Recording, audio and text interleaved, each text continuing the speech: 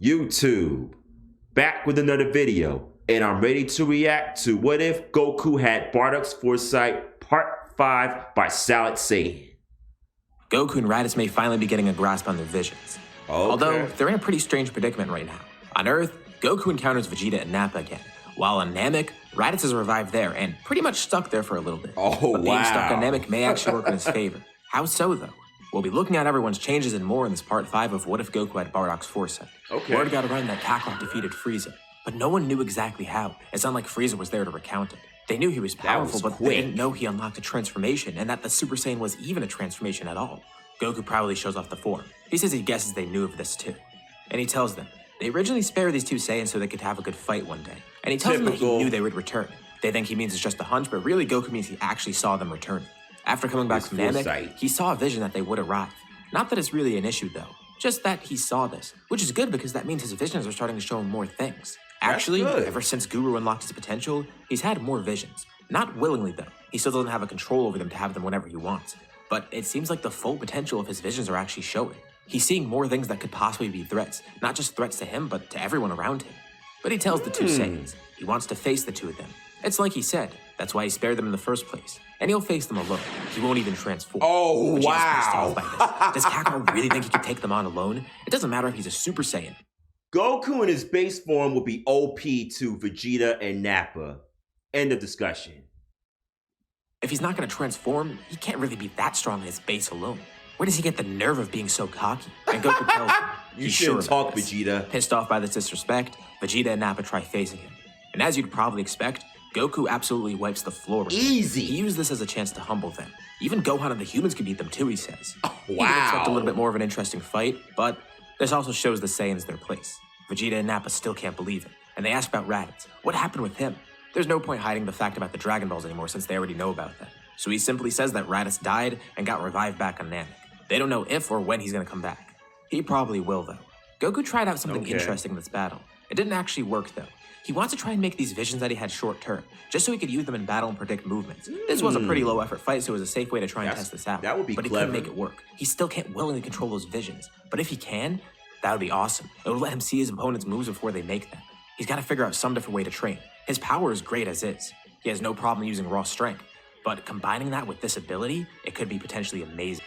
Piccolo is eavesdropping on this whole situation too. Still separated from the group, Piccolo is still kind of a lone wolf. And he still views those Saiyans as threats. Goku needs to finish them. He can't believe Goku's power now that he sees it. The thing is, Piccolo knows that he can't face Goku. Piccolo never had the development with the group that he originally had, but he's not attacking Goku out of the fact that he knows Goku will win. And inadvertently, Goku did revive him after all, due to need to bring Kami back. But seeing these Saiyans as threats, he wants to take them out, just like he initially wanted to. He can't. He's about to jump in, but Goku then calls Piccolo out. Goku knows he's there watching over them. No matter how much he suppresses his energy, Goku also saw that he encountered Piccolo here. So angrily, Piccolo shows himself. He asks Goku why he isn't killing these two. They were an issue before, and they could be an issue now. But Goku tells Piccolo, with that logic, he should probably just get rid of Piccolo somehow. Right? He's going to do it, but he just reminded Piccolo. He's a threat to Earth as well. Shouldn't they just seal him up?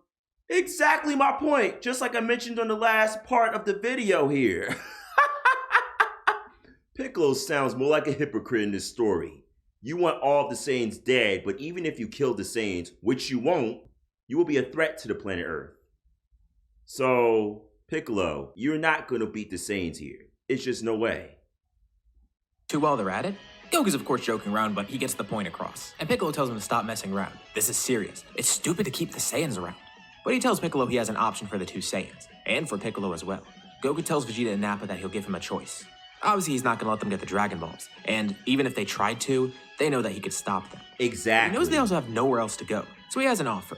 They could stay here if they don't cause trouble. It will benefit everyone. More training partners for Goku, and more knowledge about his Saiyan side. Well, they get to learn about Super Saiyan from him. Goku's friends can't believe this. He's actually going to teach them Super Saiyan? Well, he's honestly not even sure if they could learn it. If anything, they'll give him more valuable info about the form. Goku knows nothing about it. Maybe they know some sort of legends about it. All he knows is what Raditz has told him in passing. Besides, who knows if this is even something they can achieve. And they saw what happened with Raditz too. He's still his normal Saiyan self, but he's not a threat either. I mean, look what he did on Namek too. He died for Goku's benefit. That's right. The Saiyans aren't set in stone as these evil people. Well, maybe these two are for all he knows, but that remains to be seen. VAGETA and NAPPA are annoyed that Kakarot is talking down to them, but they do want to learn about this form. And Kakarot's right. They have nowhere else to go anyways. Nope. I mean, look at the Frieza Force. It's gone. And even if they wanted to try to make their own army, what are they going to do with that? They have to face the facts. They've been outpaced here. They're not the strongest warriors in the universe. Not anymore. The group still doesn't really know why Goku's even doing this. They can't trust the Saiyans. But Goku says he probably can. It's very faint, but he did have one vision before. Pretty recently, but it seems to be far in the future, a few years out actually. He remembers seeing the four Saiyans fighting alongside each other. Vegeta and Nappa could end up being allies for them. Although maybe he completely misinterpreted the vision. It was pretty fuzzy after all, who were they? not too detailed. Who was he fighting with? Oh, could it be the androids he was foreseeing? Could he foreseen himself and the Saiyans fighting against the androids? Could that be it? Guess we'll have to find out. He's not worried about these two being threats, and reluctantly, the two Saiyans end up staying here. There's a brief passage of time. Goku ends up actually training with Vegeta and Nappa. It's not like they're good as strong training partners, but they're good for information, learning more about how to grow as a Saiyan. Yeah, Raditz was great for this too, but these two, especially Vegeta, they're a wealth of knowledge. Raditz gave him great guidance as a low-class warrior. These two, since they were so much higher up as Saiyans, they probably know things that not even Raditz knew.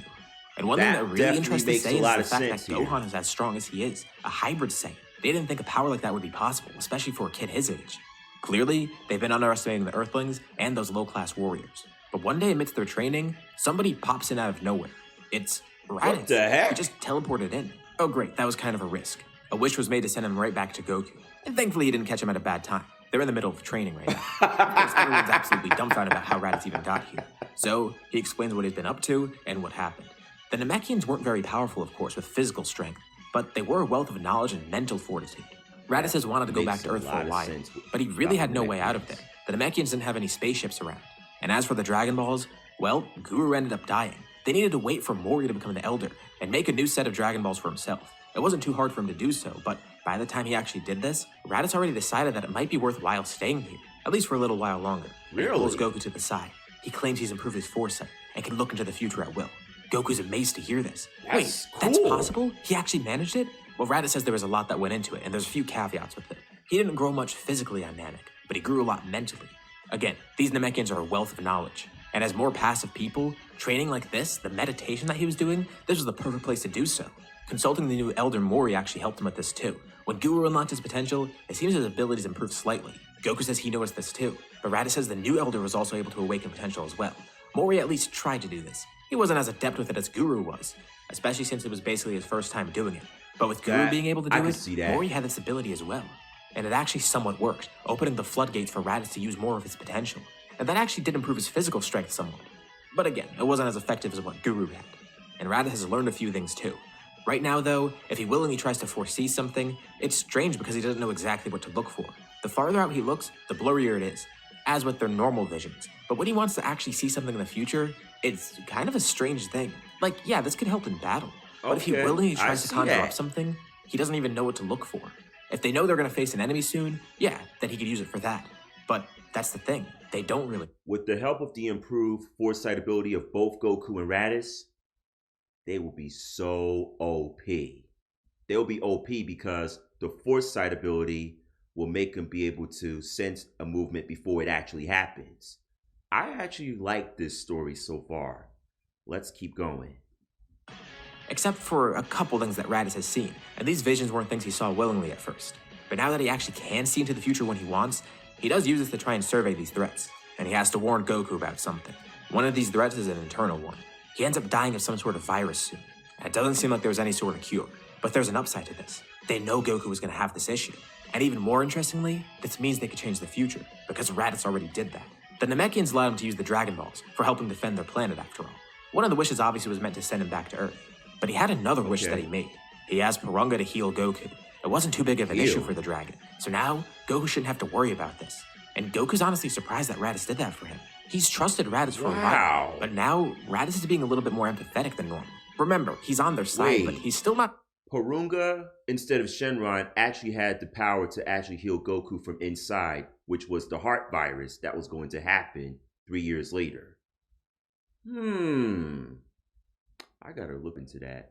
Necessarily an amazing person. He's still motivated by self-gain rather than protecting others, which isn't necessarily bad because right now, he's not doing things that put others in harm's way for that. That's been his goal this whole time, self-preservation. But when he died on Namek for Goku, and now using this wish to protect his brother. It's a very interesting change that Goku didn't actually expect. But there's one more thing that Raditz learned from Mori. In the main series, Guru was actually able to see the history of Earth through Krillin. At least, the history of Kami. Mori tried this too and found something very strange. Granted, he wasn't as adept at this as Guru, just like he was with unlocking potential. But for some reason, he could sense some sort of Namekian involvement with Raditz and Goku. Possibly even another dragon. And Raditz questioned this. Does he mean that there was some sort of wish made to have him get this power? And who would have even done that? Mori doesn't know for sure. But what he does know is that there are Namekians on other planets out there. He doesn't know where, or even if this is what the case is, but it could be that someone made a wish to the Dragon Balls somewhere else. And if this is the case, Raditz says there's only one person he has in mind that could have done this. Their father. Who else? Why would anyone else make this wish? And more importantly, where did he go to make this wish? They want to figure out more about this ability. And even though they're somewhat both learning to control it, the only way to learn even more about it is to go to the source of it. Well, maybe there's other ways, but Raditz thinks this is the best way to do so. And Goku's amazed to hear this.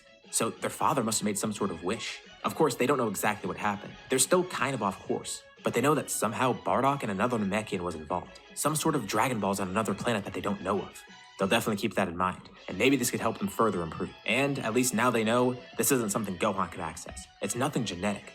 They could go to Namek again and have Goku try and get this too. Have Mori try to unlock his potential. But Goku says he'll go about it in his own way, especially if Raditz now knows how to work it. Hell, maybe even Kami could try and do something like that. But they aren't too sure. The two of them start training together, meditating a lot actually, strengthening their state of mind trying to access this.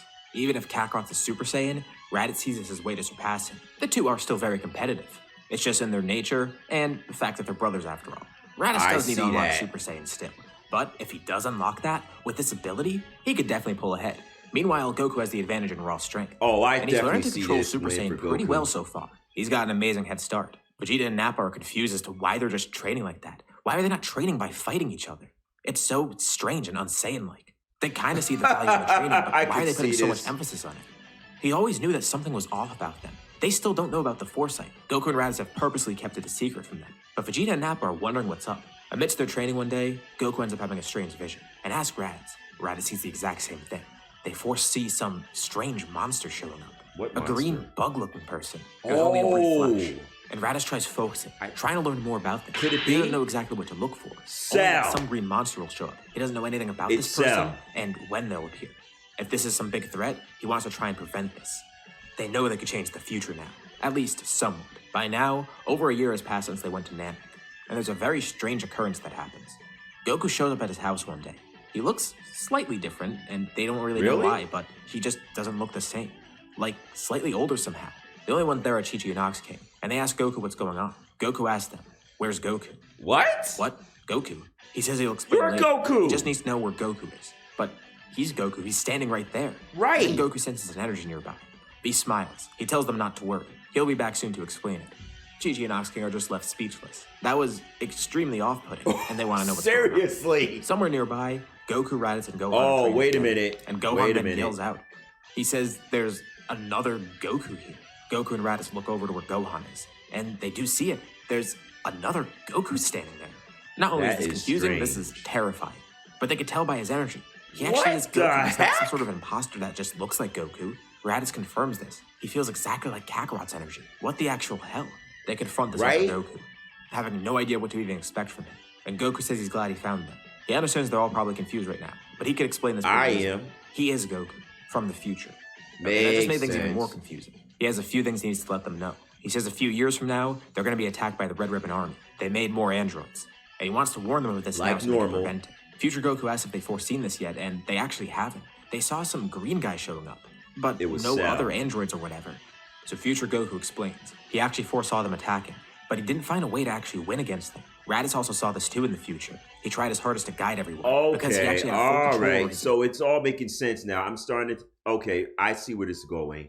Because the present Raditz made a wish for his present brother Goku to remove the heart fires from inside of his body, the Goku from the future actually exists here, unlike the Goku in canon.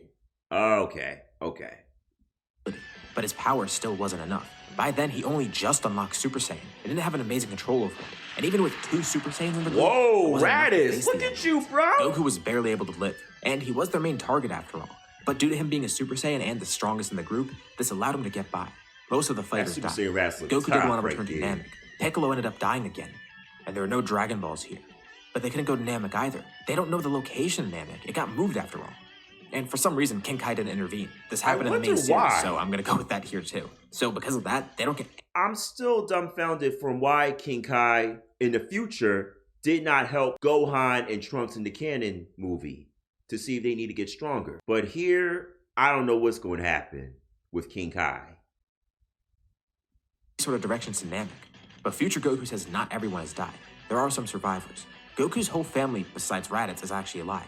Chi-Chi and Gohan. Oh, Raditz died. Bulma also survived too. I didn't like and there's one other person he doesn't mention, mainly because he doesn't want to prevent him from being born in case he reveals his identity here.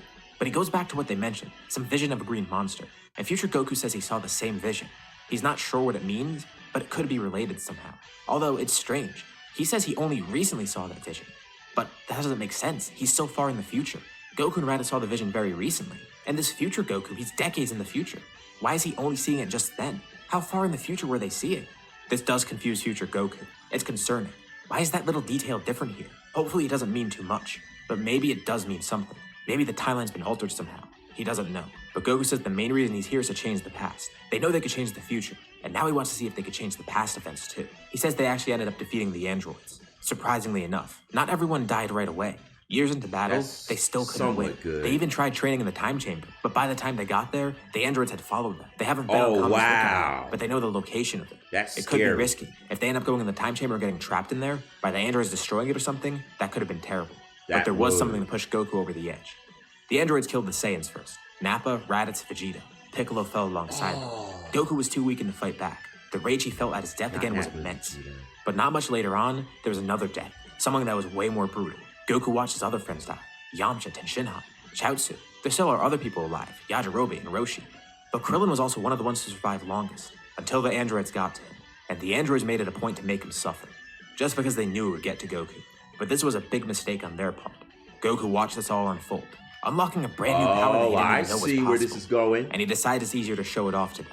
He says even if they found Namek's Dragon Balls in the future, it wouldn't erase what happened, the things that future Goku saw, all the years they've lost and such. But by doing this, they could change the outcome of everything, especially by showcasing this power. Is going. Future Goku powers up. Here it comes. His energy is incredibly intense. He's surrounded by sparks of electricity. It looks like Super Saiyan but 2. Slightly different. He tells them, this is what he calls Super Saiyan 2. Yeah. And this is where we'll leave off for now.